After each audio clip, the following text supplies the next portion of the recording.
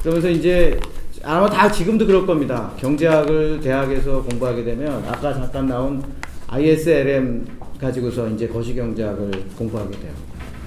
그러고 나서 저도 이제 뭐 대학원도 좀 다니고 그러고 이제 시카고 대학을 갔는데, 시카고 대학을 가니까 우선 그 공식 그 커리큘럼에 미시경제학, 거시경제학, 그러니까 마이크로 이코노믹스, 매크로 이코노믹스라는 말 자체가 없었어요.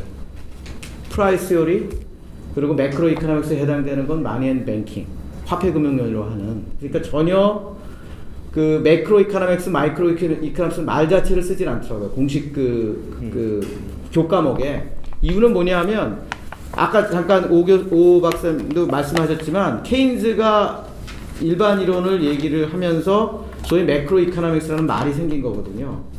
그러니까 케인즈를 부정하는 학파 입장에서는 매크로 이코노믹스 말 자체를 쓰진 않더라고요. 그러니까 다 프라이스 요리입니다. 다 프라이스 요리예요. 여러분이 알고 있는 시카고의 대표적인 학자인 밀턴 프리드만이 가르쳤던 과목이, 중요한 과목이 소위 그 프라이스 요리, 우리는 프라이스 요리 1, 2, 3라고 얘기를 하는데 프라이스 요리를 가르쳤습니다. 그 사람의 유명한 그 책도 있습니다. 프라이스 요리라는 제목에. 그리고 그거를 이어받은 사람이 누구냐? 그 강좌를 이어받은, 그게 그 프라이스 요리 2인데 그 301이라는 그 강좌인데요. 그 강좌를 이어받은 사람이 게리 베커입니다. 그 강좌를. 그 게리 베커가 71년도에 낸 책이 있어요. 그 책 이름은 이코노믹 시오리입니다. 왜 이코노믹 시오리라고 이름을 붙였냐? 경제학의 이론은 한 가지뿐이 없다. 그 프라이스 요리만 있으니까 그거 가지고 얘기하면 된다. 그래서 그러니까 마이크로, 매크로, 뭐 그러니까 이런 구분을 하는 게 아니라 모든 이론은 한 가지다. 프라이스 요리라는 거예요. 그 관점에서 거시경제학의 거시적인 변수들도 연결을 시키고 있었습니다. 그래서 제가 대학원에서 ISLM 관련해서는 딱 1시간 배웠어요. 그것도 누구한테 배웠느냐? 하버드 출신의 로렌스 와이스라는 부교수한테 1시간 딱 배웠습니다. 그러고 나서 모든 경제학을 프라이스 요리로 풉니다. 그 대표적인 게 지금 가져온 겁니다. 이 처음에 나오는 이건데요. 이게 뭐냐면, 뭐 어렵게 그러니까 뭐 수식은 저 하더라도요. 사람들은 현재의 소득뿐만 아니라 미래의 소득에 대한 예측하에서 의사결정을 하는데, 예? 이거예요. 그러니까 바로 이겁니다. 이거 수식이 그거예요. 소위 말하는 이시적 대체라는 겁니다. 어려운 말 같은데 오늘과 내일의 소비가 대체관계에 있다는 겁니다. 그래서 요게 인트레스트 이런 거 고려해서 저축도 하고 땡겨 쓰기도 하고 이러면서 의사결정을 한다는 거예요. 그게 나중에 뭐 프리드만식으로 얘기하면 항상소득 가설이고요. 사실 시카고 스쿨을 한마디로 대표한다 그러면 이식입니다. 이시적 대체라는 겁니다. 그러니까 사람들이 현재의 소득뿐만 아니라 미래의 소득에 대한 예측을 가지고 의사결정을 한다는 거예요. 그런데 케인즈의 결정적인 이론은 뭐냐면 소비 이론인데, 오늘의 소비는 오늘의 소득에 의해서 결정된다는 겁니다. 그게 엄청난 게 큰 차이입니다. 그러니까 케인즈는 현재의 소비가 현재의 소득에 의해서는 결정된다고 본다는 거예요. 그래서 어떤 일이 벌어지느냐? 증세 없이 국채를 발행해서 재정을 확대했을 때, 그러면 확대해서, 그래서 만약에 그 정부 지출을 늘리게 되면 소득이 순간적으로 늘잖아요. 그러면 이거에 의하면 소비가 늘고 GDP가 올라갈 수 있다는 거예요. 오늘의 소비가 오늘의 소득에 의해서는 결정된다면. 그런데 똑똑한 사람들은 그렇게 반응하는 게 아니라, 만약에 이런 그 증세 없이 국채 발행을 해서 재정을 확대하게 되면, 그래서 국민소득을 증가시키면 소비가 늘고 따라서 소득이 증가한다고 보는데, 똑똑한 국민들은 국채를 갖기 위해서 미래에 세금이 늘 것을 예상하기 때문에 오늘의 소비를 줄이게 돼서 결국 소득이 낮아진다는 거죠. 그러니까 적자 재정이 효과를 발휘하려면 국민들이 똑똑하지 않으면 돼요. 굉장히 근시안적인 시야를 가지고 있으면 적자 재정이 효과를 발휘합니다. 그리고 그 결과는 결국은 파국일 거고요. 근데 지금 그거를 지금 노리고 있는 겁니다. 지금 제가 보기에 지금 그 얘기를 하고 싶은 거예요. 제가 여기 간단하게 제가 수식을 가져왔는데요. 만약에 효용함수를 이렇게 놓게요. 이게 사실 일반적인 형태의 효용함수고, 그렇게 되면 어떻게 되느냐? 맨 마지막 식이 뭐냐 하면 요 타우라고 표현되는 거, 이렇게 표현된 게 세금이에요. 세금인데 세금이 올라가면 올라갈수록 경제 성장률이 떨어지는 겁니다. 지금 요 식을 가져온 이유가 그거를 간단하게 보여드리려고 한 건데요. 여기서 중요한 게 뭐냐 하면 자, 리카도 아까 얘기 나왔는데, 리카도가 무슨 거를 했냐면요.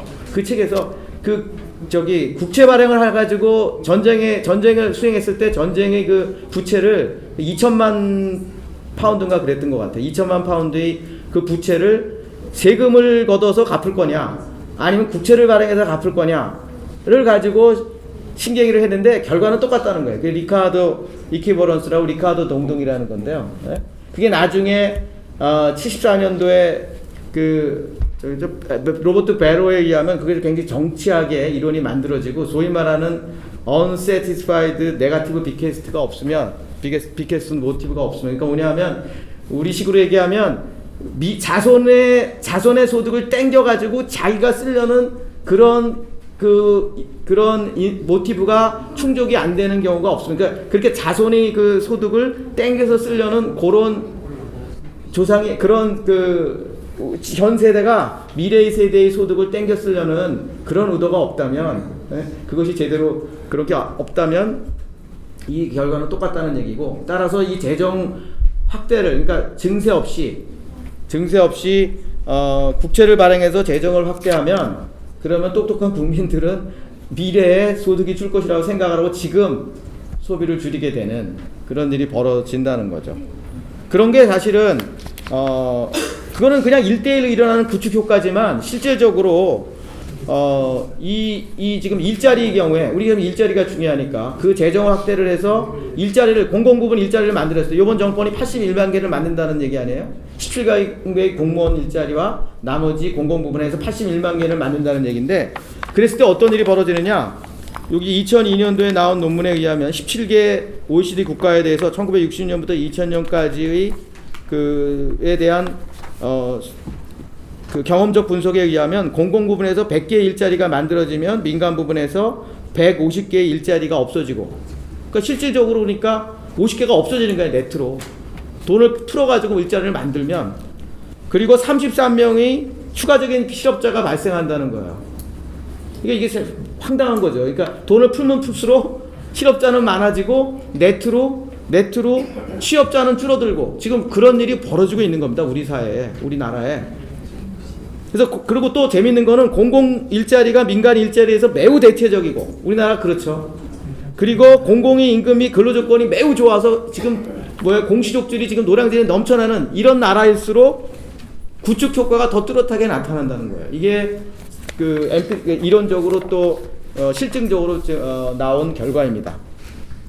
그래서 우리나라도 지금 엉망진창이 되고 있는 그런 얘기들이고, 그래서 여기 여러 가지 얘기들이 나와 있는데요. 그거는 여러분 참조하시고, 사실 일자리도 제대로 못 만들고 있을 뿐만 아니라 그 얘기들이고, 52페이지에 보시게 되면 소득 격차가 확대되고 있는 거죠. 네? 중요한 거는, 그러니까 우리가 이 소득 격차를, 저는 사실 소득 격차라는 얘기를 합니다. 소득 불평등, 소득 불균등, 소득 불균형, 이런 얘기는 가치 중립적인 얘기가 아니에요. 소득 격차가 가치 중립적인 얘기고요. 소득 격차 그 자체는 좋을 수도 있고 나쁠 수도 있는 겁니다. 왜냐면 소득 격차는 사실 인센티브로 작용하는 거예요. 그러니까 소득 격차라는 말을 썼으면 좋겠고요. 그런 소득 격차가 이 정권 들어서 2년 사이에 확대됐다는 거죠.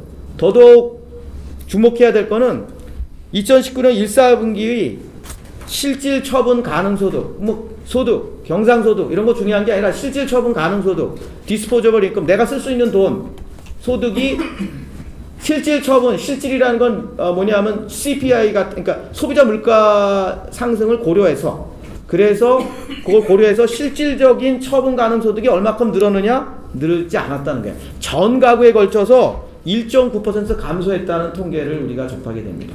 이게 뭐냐 이게? 소득 주도 성장을 했는데 소득 파괴 성장을 한 거냐? 소득이 전 가구에 줄었다는, 이게 실질적인 통계청에서 조사한 가계 동향 조사에 근거한 올해 1사분기 통계 결과예요. 소득 부분. 전 가구에 걸쳐서 소득이 줄었다. 실질 처분 가능 소득이. 그러니까 촛불 혁명 이전과 이후를 비교했을 때 실질 소득이 떨어졌다는 거예요.